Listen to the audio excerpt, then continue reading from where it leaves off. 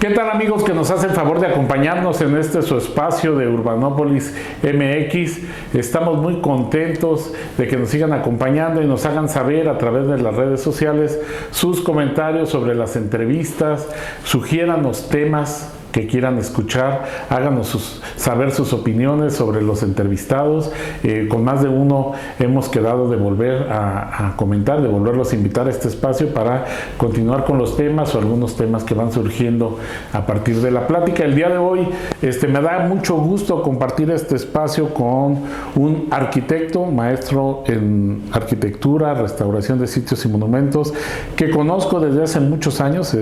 No omito decir que es un muy buen amigo y que seguramente la plática va a ser sumamente interesante y espero que despierte el interés de todos ustedes. Bienvenido, Víctor, muchísimas gracias. El maestro Víctor Navarro Franco, profesor investigador de la Universidad Michoacana de San Nicolás de Hidalgo en la Facultad de Arquitectura y una de las personas que yo conozco apasionado del tema. Gracias, ¿qué tal? Un gusto estar aquí, ser recibido por ustedes, por tu equipo, por tus compañeros, por ti. Gracias, de verdad, es una distinción, un privilegio que se me haya considerado. Yo estoy muy a gusto y muy contento de estar con todos ustedes. Estimado Víctor, yo cuando ubico tu trayectoria, pues obviamente la ubico siempre en la arquitectura industrial. Déjenme comentarles a quienes nos escuchan que el maestro, cuando realizó sus estudios de maestría en restauración de sitios y monumentos, pues se interesó por el patrimonio industrial, cosa que de repente en aquellos ayeres pues como que no parecía que tuviera mucho carácter patrimonial, y era un asunto que discutíamos siempre, qué tan patrimonial es. ¿Por dónde le entramos, estimado Víctor? Sí, mira, gracias, por supuesto, fue en el 98, 99, Salvador.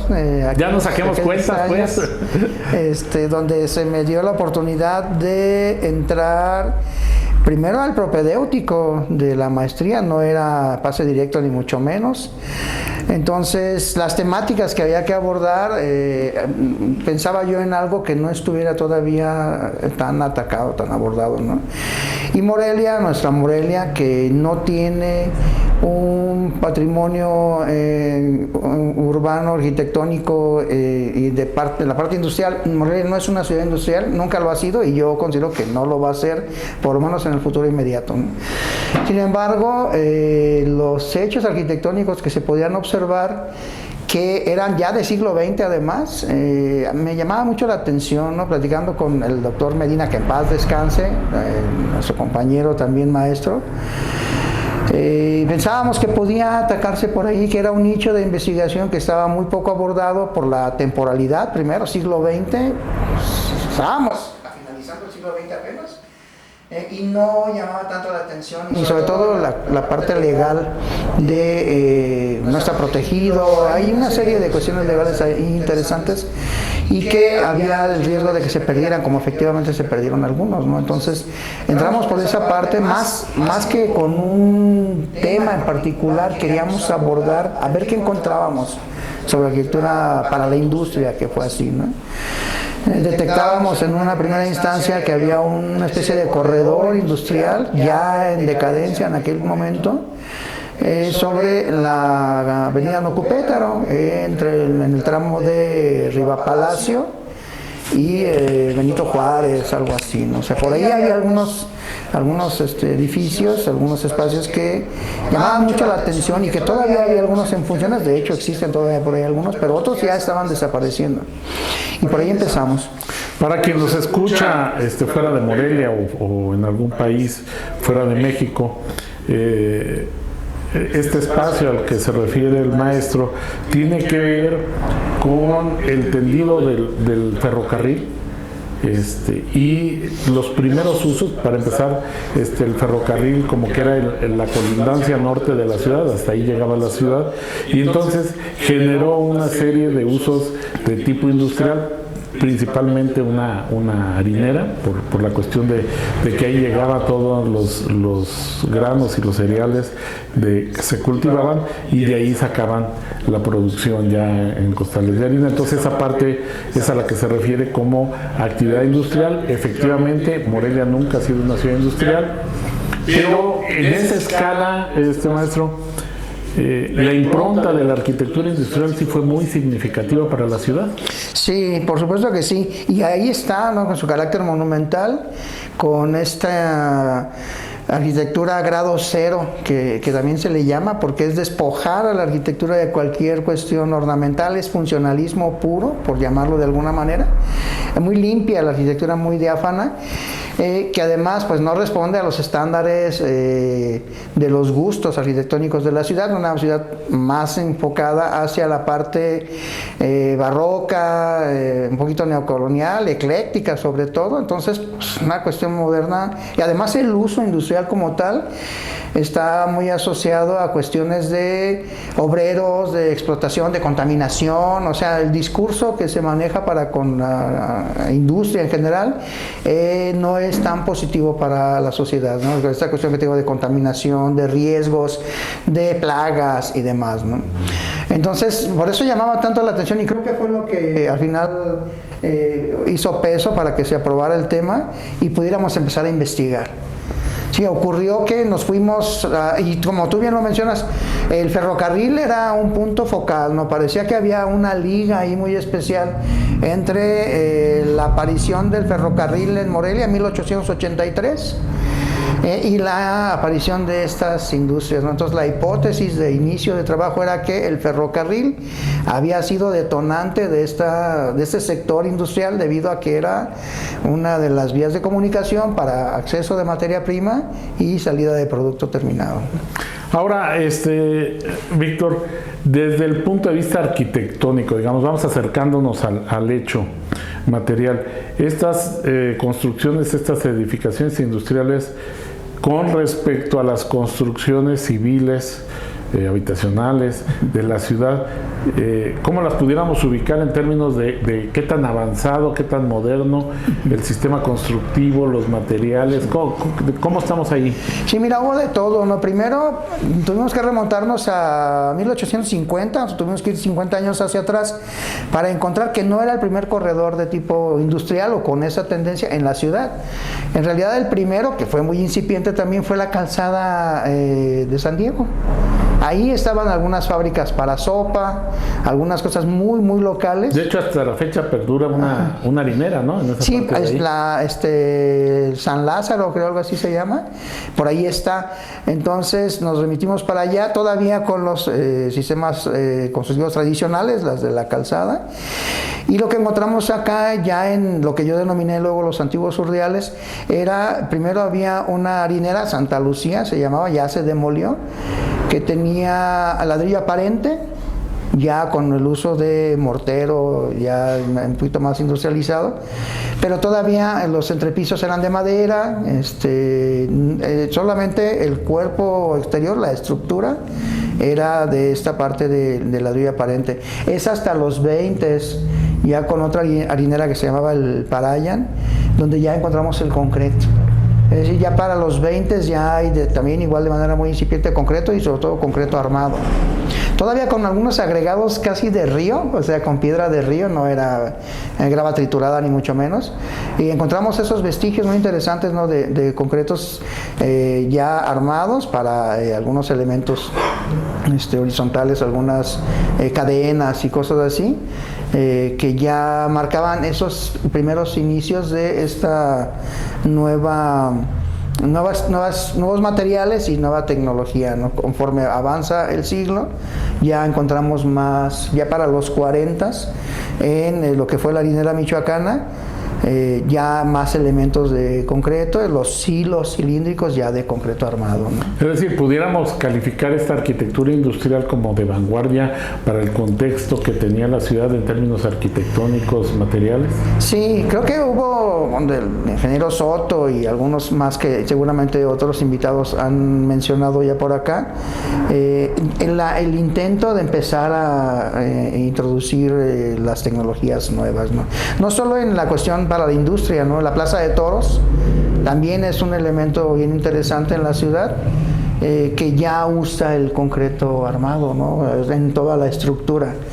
Y ya más adelante, o sea, en los 40, 50 ya esta parte de arquitectura para la educación en el Motolinía, el Valladolid y todas estas escuelas, también poco a poco se fue insertando este tipo de tecnología constructiva, ¿no?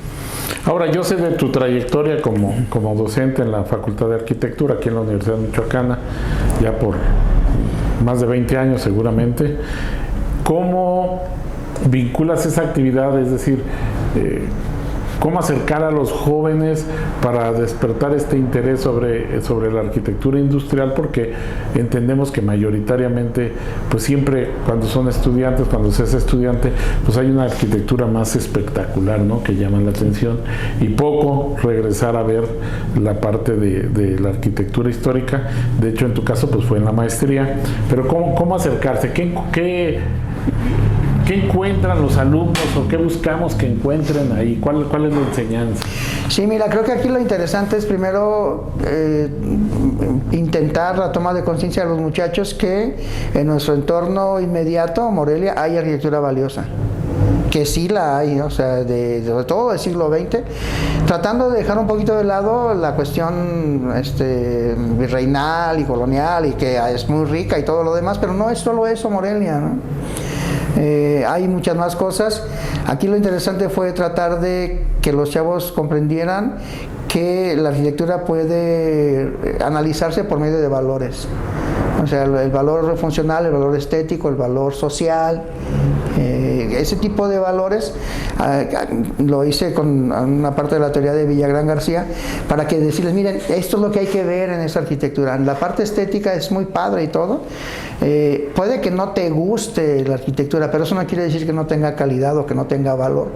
Entonces, esa fue una de las formas, ¿no? Mostrarles que hay otra manera de concebir el proyecto, y que la función, sobre todo la parte de función en arquitectura para la industria, pues es un valor prioritario, ¿no? Es más allá que cualquier otro género arquitectónico. La parte funcional se revisa en la arquitectura para la industria de una manera muy, muy profunda, y es su valor más importante. En una ciudad como Morelia, que es patrimonio de la humanidad, que la característica que todo el mundo destaca de Morelia es precisamente las edificaciones de la época colonial, pues hablar de la arquitectura industrial de principios de siglo, pues resulta hasta cierto punto no contradictorio, pero sí raro, porque de alguna manera, me corregirá si no es cierto, pues la literatura, los estudios, como que se han monopolizado el tema de la arquitectura virreinal, de la arquitectura patrimonial, histórica y habitacional. Y de hecho, cierto tipo de arquitectura habitacional, porque no como bien mencionas, en este caso de esta zona industrial, de principios de siglo, pues también existía una zona habitacional de los obreros de ese entonces, cuyas características arquitectónicas van a ser muy distintas a las que en ese momento se venían desarrollando digamos, en la parte de la ciudad, ¿no?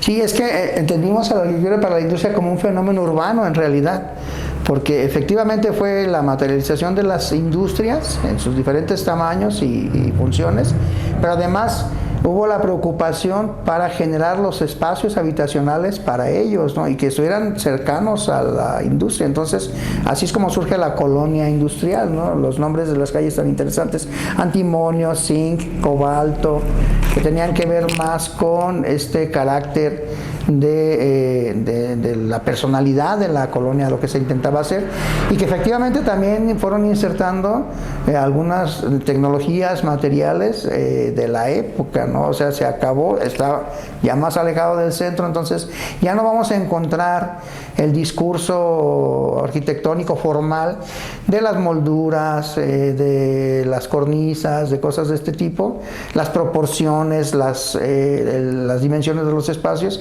Es mucho más funcional, ¿no? Más modesta, pero no por modesta menos valiosa. Ahorita que mencionas el nombre de las calles, sin lugar a dudas que resulta interesante.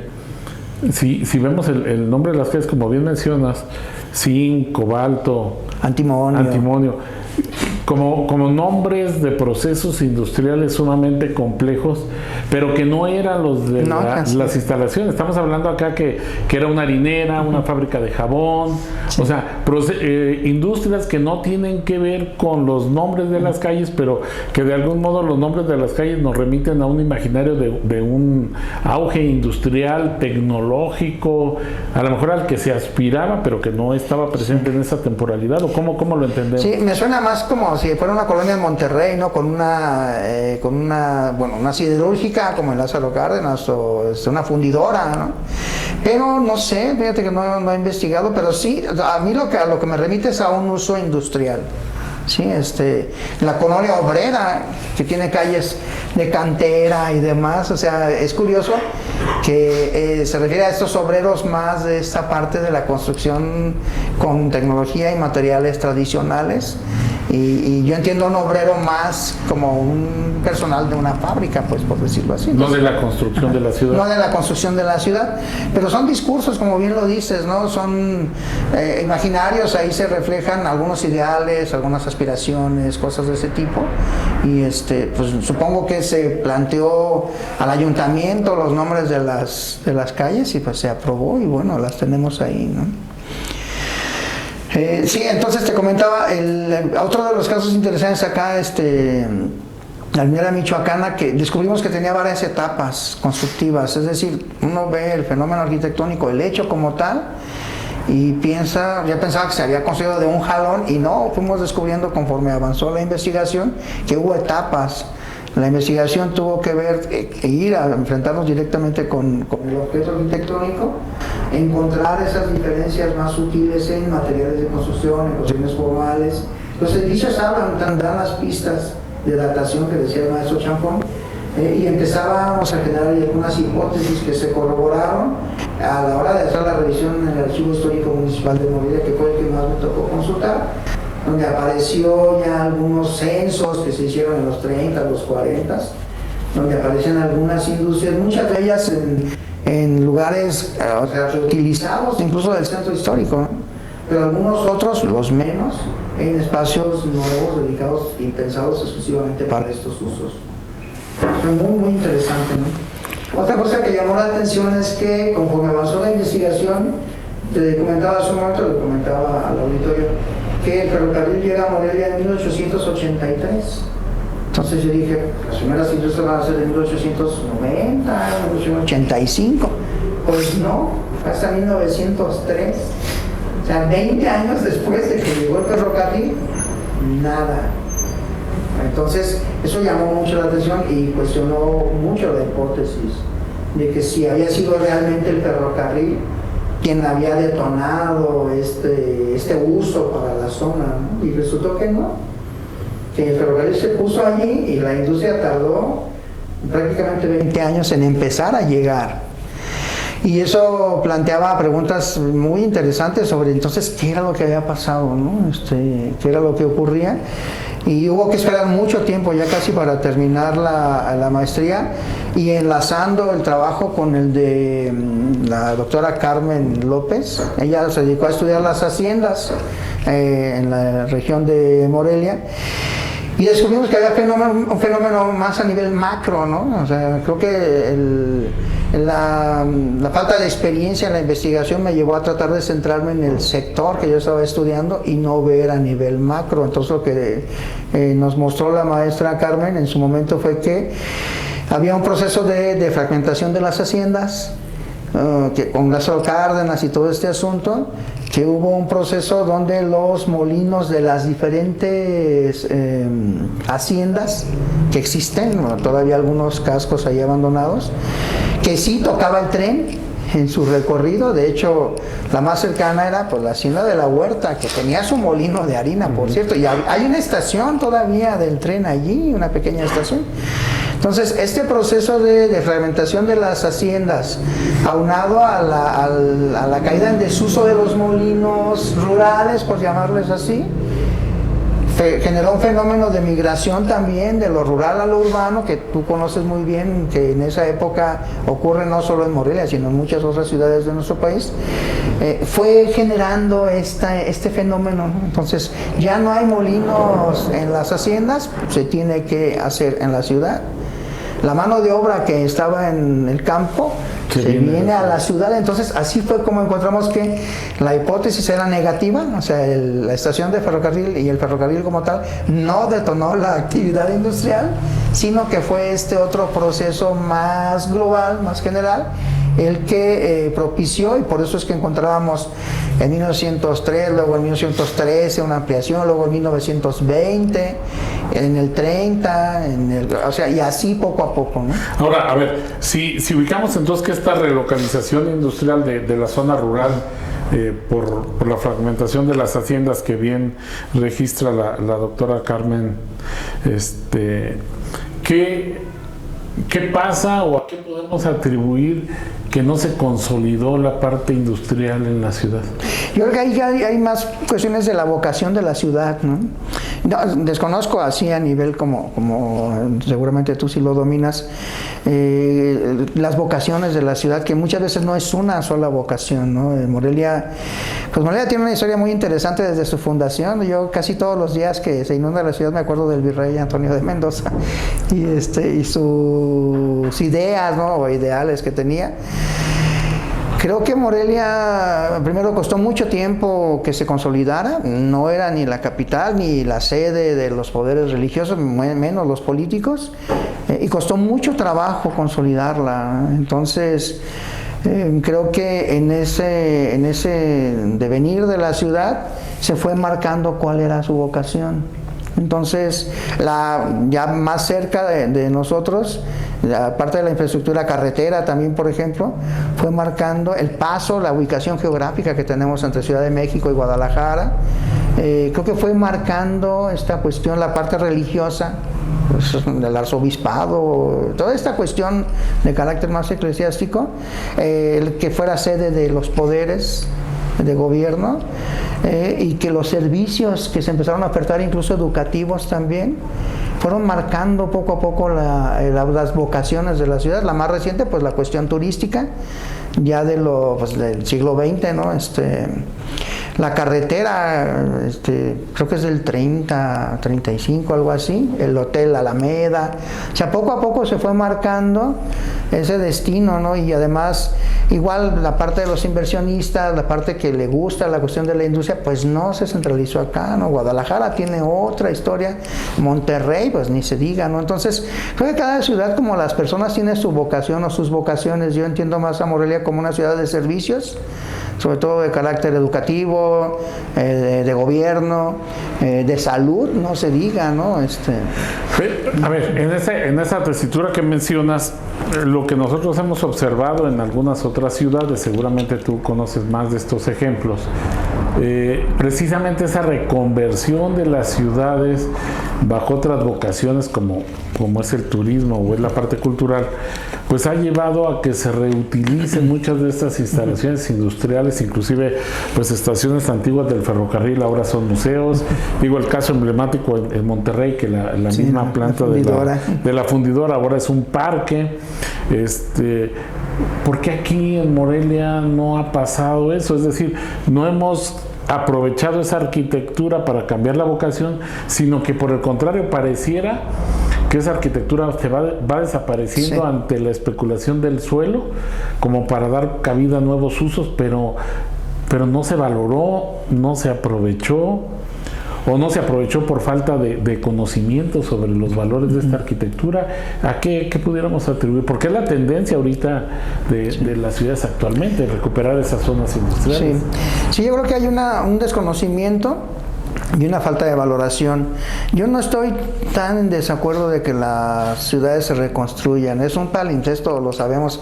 A mí me gusta mucho cuando aparece arquitectura y también cuando desaparece, porque es la historia de la ciudad.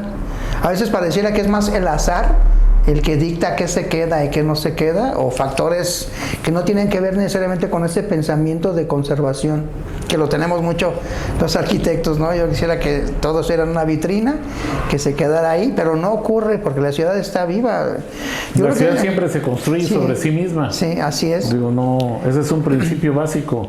Hemos ido, en el mejor de los casos, recuperando como una muestra aleatoria de lo que consideramos en su momento más valioso, y a partir de lo cual se ha estructurado un discurso, Sí. pues hasta cierto punto falso del pasado, ¿no? Una visión romántica de que todo lo que hubo en el pasado fue mejor, pero fue porque recuperamos lo mejor de cada época, ¿no? Creo así lo podemos ver. Sí, Walter Benjamin citaba, ¿no? Y decía, yo encuentro bella a toda ciudad. Y digo, wow, es que es efectivamente así, ¿no? No es tanto lo que permanece o lo que desaparece, sino la ciudad como tal. Es hermosa, ¿no? Yo paso a la ciudad industrial, me encanta. Yo creo que va a ser declarada patrimonio, ¿no? Por supuesto, en su momento, lo que quede, porque es parte de la historia de la ciudad. Por eso igual me interesa que algunas cosas se conserven, ¿no? No sabría cuál, hay mucha especulación. ¿Qué ocurrió en el sector que yo denominé los antiguos urdiales y yo termino mi estudio en 1960? Sigue funcionando. Pasé ayer cerca de ahí, creo que ahora se llama Arus United o algo así. Están construyendo otra nave al interior, ¿no? Están los trailers. El tren ya, obviamente, ya se retiró de ahí, no muy lejos, pero ya se retiró. Había una espuela de ferrocarril hasta acá. ¿Y qué está pasando con la ciudad industrial de Morelia también? ¿O que es esta otra cara más cercana que data de los 80 del siglo pasado? O sea, esta transición que no acaba de relocalizarse. relocalizarse. Si bien se creó una zona industrial con esta moda de abrir parques industriales en las ciudades, como si todas las ciudades ocuparan una zona industrial, se quedó esta zona industrial originaria, vamos a llamarle, y la que se creó en la zona industrial o en el parque industrial, pues tiene otra vocación muy distinta, desligada más de la vocación de la ciudad o de los factores de localización. Y esta convivencia tan extraña, ¿no? Que tenemos, hay un parque 150 a un lado de la industria, es hermoso, ¿no? Hay un jardín de niños a un lado de la industria, ¿no? Está el centro histórico, pues es colindante con el centro histórico. Está la parte habitacional de la colonia, o sea, es hermoso, ¿no? O sea, una concepción de que la industria no tenía por qué estar aislada de los demás usos, digo, tiene escuelas, como bien mencionas, tiene un parque deportivo, tiene una zona habitacional densamente poblada, como que es una concepción distinta antes de que entráramos en esta moda de la zonificación de usos de suelo que tantos problemas nos ha ocasionado en las ciudades, ¿no? Ahora con la movilidad. Sí, por supuesto, y más esta calle Guadalupe Victoria, la verdad es que transitarla, por lo menos lo que me ha tocado ver, entre las 6 de la tarde y las 9 de la noche, es literalmente insufrible, ¿no? O sea, hay muchos problemas de fluidez, de movilidad. Han hecho intentos de hacer un solo carril a ciertas horas, hacen sus intentos, ¿no? Las autoridades, pero ahí está, recordándonos qué somos, cómo somos, cómo entendemos nuestra propia ciudad y cómo la valoramos también, ¿no? A veces lo que la gente normal ve, o sea, tampoco está del todo equivocado, ¿no? Ellos hacen su propia valoración, son los dueños de la ciudad, por decirlo así, y bueno, vamos a ver qué deciden hacer con su historia reciente arquitectónica en esta parte de la industria. Yo soy un convencido de que todo aquel que habita la ciudad pues se convierte en un experto de la ciudad, ¿no? Esta idea de que los urbanistas o los especialistas pues no es más que una perspectiva distinta, pero vivir la ciudad, habitar la ciudad pues nos convierte a todos en expertos porque la sufrimos, la padecemos, la vivimos, la queremos y nos apropiamos de ella pues de manera muy, muy distinta, ¿no?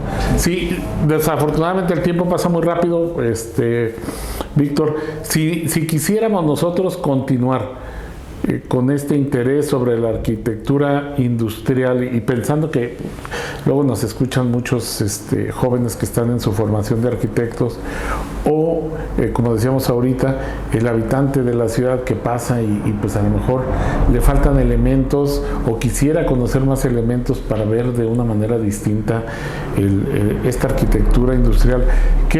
¿Cuál sería tu mensaje? ¿Qué le diríamos a estas personas? Que le dedicaran un tiempo, ¿no? A verla, a pensarla un poco, a darle su oportunidad como elemento edificado, como parte de la ciudad, ¿no? El trabajo ya es muy antiguo, el trabajo que se hizo en la maestría, pues es del 2000, ya tiene sus veintitantos. Ha habido algunos trabajos de licenciatura que han propuesto ya hacer cuestiones más de carácter cultural.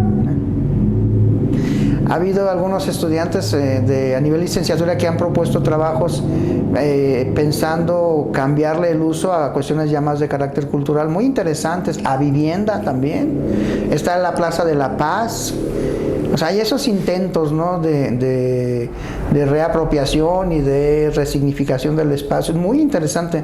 Yo creo que sí, para cualquier habitante de la ciudad, el reconocerlo como parte de nuestra historia, reconocerlo como parte esencial de nuestra ciudad, el permitirle una mirada, un momento, creo que valdría la pena, ¿no? Y esa revaloración que yo creo que se da más en la parte interior primero, podrá dictar el camino y el futuro para estas edificaciones también. Para contextualizar un poco a quienes nos escuchan, estamos hablando de que esta parte que durante una buena temporalidad de años constituyó pues el límite de la ciudad, el límite norte de la ciudad, evocando a Kevin Lynch, era un borde el asunto del ferrocarril que tardó muchos años la ciudad en solventar este brinco de este borde, y ahora recientemente se está construyendo ahí a pocos metros de los edificios que menciona aquí el maestro de esta zona industrial, pues una unidad administrativa municipal que sin lugar a dudas va a venir, creo yo, me atrevo a pensar, a detonar una refuncionalización de esa zona, ya no como parte limítrofe de la ciudad, sino como parte de un subcentro administrativo sumamente interesante, y habría que estar pendientes qué va a ocurrir con esa parte de la ciudad. Lo peor que puede ocurrir pues es que demuelan todos estos edificios, que ya no haya vestigios de esa época de la ciudad, y que desde cualquier perspectiva aprovecharlos sería como que la decisión más sustentable en términos de conservar vestigios que al final nos generan identidad, pero también pues aprovechar y mostrar que la capacidad que tenemos de asimilar construcciones de otras épocas para nuevos usos, ¿no? Sí, por supuesto, que además ya hay algunos intentos muy dignos también que se han hecho y que vale mucho la pena, ¿no? O sea, es decir, quítale a una industria su función y la dejas prácticamente desnuda, ¿no? La gran ventaja que tiene es que por la misma disposición de las plantas, por la misma organización, que trabajan más en espacios universales, más abiertos, más fluidos, posibilitan pues la inserción de nuevos usos. Entonces ahí está una gran oportunidad, ¿no? Por un lado, los industriales que se resisten a dejarla, que se resisten bueno, tal vez protegiendo su inversión o su negocio, se resisten a abandonarla, y por otro lado, la potencia, la capacidad que tiene la arquitectura como tal en sus características para contener nuevos usos. Creo que las fábricas, hay otros ejemplos a nivel nacional, han mostrado que son muy capaces para recibir usos nuevos, ¿no? Pues aquí tenemos cerca de Morelia, en la ciudad de Uruapan, pues la reconversión de una planta textil muy importante en un centro cultural y de salón de fiesta, de eventos, que ha resultado por demás exitosa. Sí, la misma fundidora que decías hace un rato, que bueno, en qué pudiera parecerse el uso industrial a esta parte cultural y todo esto, y funciona muy bien. Hemos ido, ahorita que hablábamos de la parte de la docencia, en 2 ocasiones o 3 con grupos de estudiantes de la Facultad de Arquitectura a hacer una visita a Monterrey y a la fundidora, precisamente para mostrar esta parte, ¿no? De cómo el edificio cuenta su historia, pero a la vez permite otros usos. Es interesantísimo, ¿no? Esta cuestión de la arquitectura que permanece, esta cuestión de la durabilidad que nos encanta, que duren y duren y duren, y cómo eso, al cambiar el uso original, genera también toda una dinámica muy interesante, ¿no? Tanto para los arquitectos como para las personas que los utilizan. Y esta nueva interpretación pues de la arquitectura, ¿no? Porque ya es una connotación muy distinta del original, pero sin lugar a dudas que sigue estando presente, pero se resignifica con estos nuevos usos, ¿no? Que además es parte pues de la historia. Hay muchos ejemplos de esta resignificación. A mí me parece muy interesante y muy válido también. O sea, cuando el edificio es que se dignifica, sobrevive. Yo lo imagino como una persona cuando, bueno, deja un trabajo y toma otro, pero sigue siendo él de alguna manera. Sigue siendo útil. Ajá, sí, útil y además digno, ¿no? En su antigüedad o en su vejez o en su etapa. Sí, comentaba cómo esta segunda oportunidad o tercera, porque hay la segunda historia, la tercera, la cuarta y no sé cuántas, estas segundas historias permiten que los espacios sigan ganándose la vida, por decirlo de alguna manera, ¿no? Estaríamos contradiciendo aquella idea de Ruskin en términos de que envejezca con dignidad. Que muera con dignidad. Que muera con dignidad. Sí, yo creo que al final de cuentas tal vez pues, nada es eterno, ¿no? Sin embargo, para las generaciones que estamos y que vienen, hay mucho que ver y mucho que aprender de la ciudad, ¿no? Esa parte me gusta bastante. Te repito, no soy tanto partidario de que no se les toque un pelo, porque la ciudad no es así, la ciudad sigue viva, como bien lo mencionabas hace un rato, y creo que eso es lo interesante, esas dinámicas que ocurren, incluso la desaparición del objeto, es parte del hecho arquitectónico que nos interesa a todos. Y es porque es nuestra historia al final de cuentas, ¿no? Mucho de nuestra historia lo podemos ver en cuestiones materiales, otras ya no están. Los vacíos urbanos hablan a veces más que las edificaciones, ¿no? Sí, el vacío habla también, efectivamente, el vacío dice muchas cosas, ¿no? Lo que se fue, lo que nunca vamos a poder ver. Es muy interesante, pero ha ocurrido en todos lados, ¿no? De pronto recordaba la pirámide de Quetzalcóatl en Teotihuacán, que pues muchos teotihuacanos incluso no vieron algunas etapas de construcción, aunque eran del pueblo originario y ahí vivían y todo, se tapaba y ya. Entonces es muy interesante esta parte de la arquitectura, me gusta mucho, y de la ciudad y de los que habitamos y vivimos y somos la ciudad también. Pues sin lugar a dudas, interesante esta perspectiva de la arquitectura industrial como una cara más de la ciudad.